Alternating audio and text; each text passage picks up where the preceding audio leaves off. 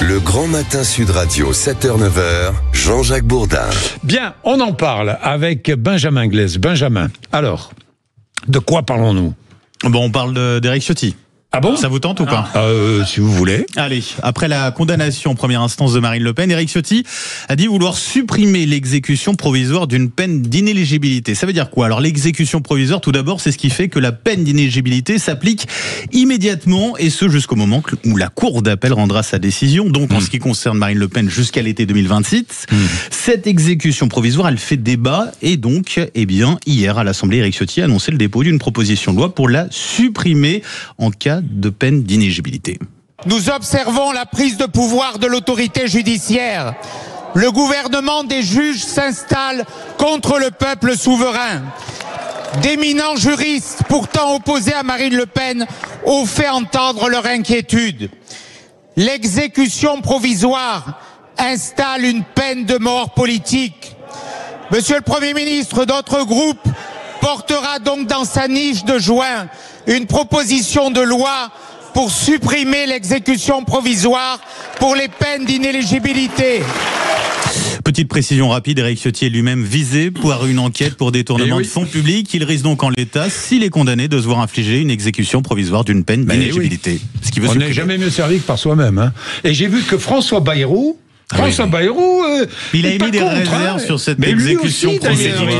Lui aussi, il est poursuivi pour détournement de fonds publics, non? Oui, mais lui, en première instance, c'était pas le même résultat que Marine Le Pen. Oui, enfin, sauf que le parquet a fait appel et qu'il est poursuivi, lui aussi. Il est toujours poursuivi.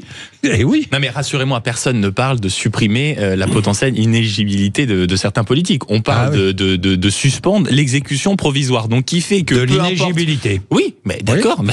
C'est-à-dire que si l'inéligibilité n'est pas exécutée, elle est reportée. C'est-à-dire que chaque politique pourra se présenter à une élection. Mais on a aujourd'hui un processus judiciaire qui fait que vous passez par différents degrés de juridiction.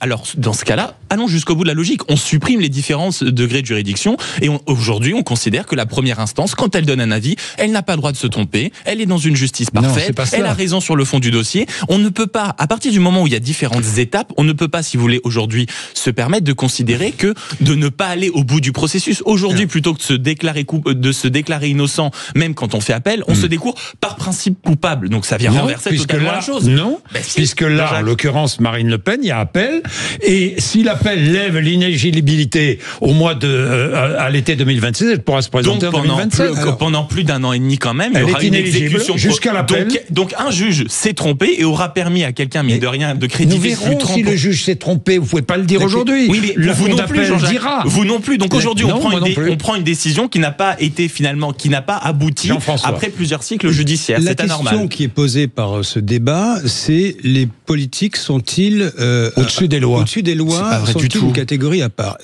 J'ai envie de nous inviter à se fonder sur le droit. J'écoutais ce matin Ludovic Friat, le président de l'Union syndicale des magistrats, qui était passionnant. Apolitique, et apartisan, je voudrais le préciser. L'idée, c'est de dire les politiques ne sont pas au-dessus des lois. Donc, ils seraient donc des citoyens égaux comme les autres. Nous sommes d'accord. Oui. Je vous rappelle que pour chacun des Français, donc politique inclus, suivant le raisonnement, l'appel est suspensif. Puisque l'appel est suspensif pour tous, pourquoi créer soudain une inéligibilité immédiatement applicable? Donc, si on se fonde sur le droit pur, cette inéligibilité appliquée immédiatement ne devrait pas exister, puisque tous les citoyens devraient être égaux devant la loi, et donc l'appel est suspensif. C'est ça qui est posé. C'est un problème de droit. Bien sûr. Non, mais je comprends et c'est vrai que derrière, il y a une dimension politique et morale. Voilà. Non, il y a une dimension politique et morale.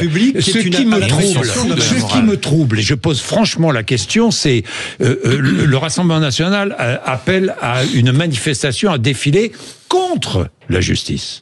Dimanche prochain. En soutien. Comment? C'est davantage en soutien. C'est contre une décision de justice.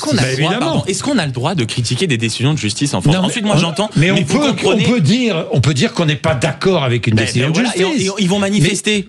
Ils ont encore le droit de manifester contre une idée contre laquelle ils sont. Et ensuite, j'entends partout, les politiques veulent être au-dessus des lois, etc. Et alors ça, j'adore, parce que généralement, il y a deux ou trois politiques. Je pose une autre question. Un politique, imaginons, Marine Le Pen est condamnée en appel. À l'été 2026. C'est très bien. très bien, elle est condamnée. Mais la justice, très bien. Bon, très bien. Est-ce qu'elle doit pouvoir se présenter à l'élection présidentielle de 2027 ou pas? Moralement ou pas? Mais moralement, mais arrêtez avec la morale, Jean-Jacques, on s'en fout. On se fiche aujourd'hui de... L'appel, c'est le 2e degré de juridiction. Il reste encore la cassation. Donc tant qu'elle n'est pas condamnée définitivement, elle a le droit de poursuivre son cycle judiciaire. Ensuite, j'entends, aujourd'hui, les politiques veulent être au-dessus des lois. Vous avez vraiment l'impression que les politiques sont au-dessus des lois, avec la façon dont leurs déclarations sont scannées, la façon dont leurs revenus sont examinés, la façon dont heureusement, non. Mais d'accord, entre le heureusement et la façon dont on doit se réjouir et la façon perverse, donc si vous voulez, on décortique tout et après on se dit, je comprends pas, on a un député aujourd'hui qui a fait passer ci en ça, ou regardez, ils ont tel avantage, et ensuite on se dit, on comprend pas, le niveau des politiques, ça a vachement baissé. Dernier point, j'entends partout, la justice quand même avec les politiques, elle est légère, ou tout d'un coup on a cette petite musique qui trotte. Vous avez l'impression que tout ce qui s'est passé avec notamment Nicolas Sarkozy, ça a été léger. Mais vous croyez que non, mais vous croyez que quand... C'est une réquisition, attendons les condamnations.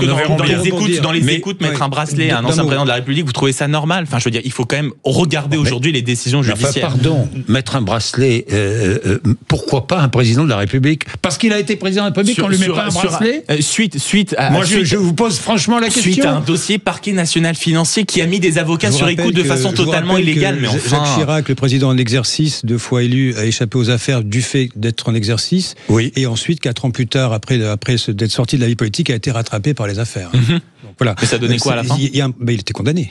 Il a été condamné. Donc il y a eu bracelet, il y a un précédent. Non. Juste pour rebondir rapidement à ce que vous disiez, Jean-Jacques Bourdin, Marine Le Pen, en appelant à manifester, appelle à une manifestation pacifique. C'est le mot d'ordre est clair. Mais souvenez-vous, les Gilets jaunes, au départ, les ronds-points, c'était pacifique. Il y a eu ensuite une montée de tension. Non, mais il y a eu une montée de tension dans le pays parce qu'ils n'ont pas été écoutés. Et ça a donné des manifestations ultra-violentes qui ont, à un moment donné, même de façon sécuritaire, menacé certains édifices publics. On chauffe des gens à blanc, Jean-François. C'est ce que je suis en train de dire. Ah oui, exactement.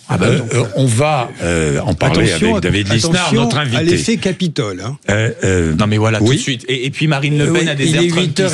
Il est 8h30. Sur l'antenne de Sud Radio, je le rappelle, et David Lisnard, 8h30. Et David Lisnard est là dans un instant, à tout de suite.